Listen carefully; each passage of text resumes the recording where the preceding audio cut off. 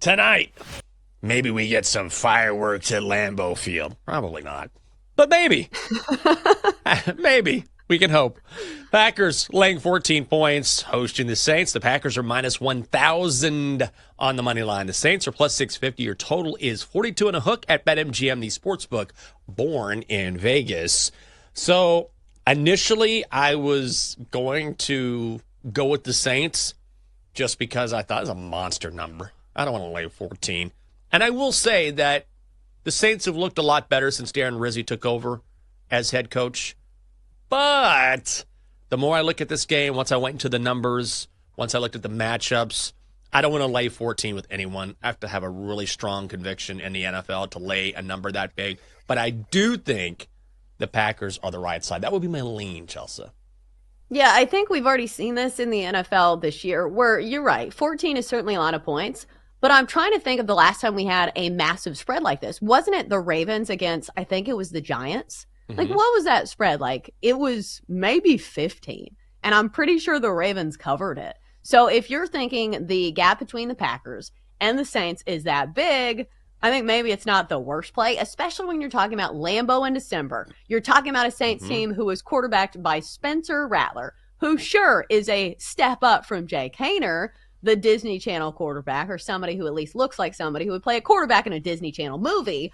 But still, it just feels like a really tough matchup, especially against a team that I think you put in like the same category as like the Lions, right? Like if this was the Lions, I feel like there would be far fewer people trying to make a case for the Saints because people would say, oh no, it's the Lions. The Lions are one of the best teams in the NFC. But you could say that about the Packers as well. So I feel like you cannot talk me into taking the points with the Saints. Maybe it's just not making the card for me when it comes to the Packers laying 14. I just think there are other ways to play this. Yeah, I think so as well. And I will say, though, that, first of all, this is an upgrade for Spencer Rattler. Remember the Jake Haener area? Or the era? Wow, what a moment that was for like 2 quarters. He was just so bad. He was just so bad. But Spencer Rattler is a guy, and I said this earlier, I really, really wanted to look at his interception prop, but it's minus 190. And that's the thing with Spencer Rattler is his arm talent is through the roof. Like, he can sling it. The problem is he takes a lot of chances, and this is a Packers defense that is ranked 10th in the NFL. So I just don't know how the Saints are going to move the ball. So Taysom Hill is out. Alvin Kamara is out.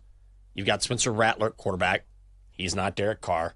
How are the Saints going to move the ball in Green Bay? And I just don't know if I have an answer. I know you said earlier, maybe you look at the Saints team total under 14 and a hook. Maybe that's the way to go if you want to find different ways to play this creatively. But I can't really make a case for New Orleans to be able to keep up with Green Bay here. Yeah, I don't think so. I think the sabotage factor, though, if you take a team total for the Saints, is garbage time, though. You know, if you're talking about a blowout, there could be a meaningless touchdown, with 2 minutes left in the game that's going to cost your bet. So I think I'm going to stay away from that. I think the best angle that I've found thus far is going to be the passing attempt prop for Jordan Love, because this is kind of a creative roundabout way to play the Packers winning this game. Because if you look at Jordan Love and his passing attempts, he goes over this number in losses, but under this number in wins. In 8 wins this season for the Packers, Jordan Love has gone under 29.5 passing attempts in 6 of those 8 wins. One of those being a very back and forth affair against the Texans. That was one of the times he went over in a win. That was a 24-22 win over a good team. It feels like that's not going to be the case. So it's going to be a strong dose of the run game. And we see that reflected in the spread, and we see that reflected in the totals for Josh Jacobs. My goodness, his rushing total, I think, is 89.5. So you could go that direction as well, because normally if a team is winning, you're going to see a healthy dose of the run game. But I think the way to do it is Jordan Love under his passing attempt prop, 29.5. He's also gone under this in 4 straight games. So that's how I'm going to play it. Okay, that's smart. I've seen a person or two, respected bettors, you're a respected bettor, who like that play. I'm going to take the cheap way out. I think I'm going to make a hockey play tonight. But I like that, and I like Josh Jacobs as well and his rushing prop. I will say this, if you like the Packers, let me just give you a little more ammo here. First of all, this Saints defense, which has been better recently, gives up 376 0.6 yards per game. That is 30th in the NFL. So I think Josh Jacobs could have a monster game. It's going to be cold. I expect a lot of handoffs in this game, and that plays right into your handicap as well. Like, why would you keep throwing the ball when you just hand it off to your bell cow? Also, the Packers, 8-2 in their last 12 when playing at Lambeau. Saints are 1-4 in their last 5 games on the road. So Green Bay is trying to keep pace with the Vikings, Lions in the NFC North. I think they do it in a big way. So I'm going to lean Packers here. What do you think about the total in this game? Sitting at 42 we see money coming in on the under. Now we're seeing the total at 42 and a hook. So it's gone up a half point.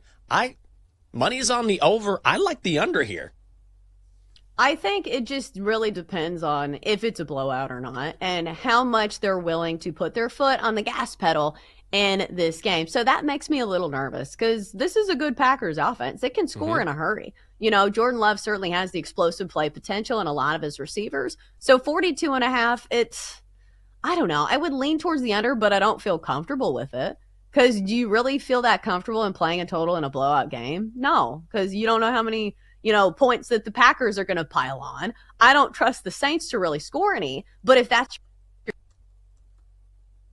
your team on the Packers to stop swinging away. So I think that's the way you play it. So we kind of mentioned this. Team total for the Saints, you can get a 14.5 at -150, or you can come to the, creative corner by Chelsa and do some type of a parlay. So James, I can't remember if I brought this one to your attention. So here's another same game parlay by conservative Chelsa trademark.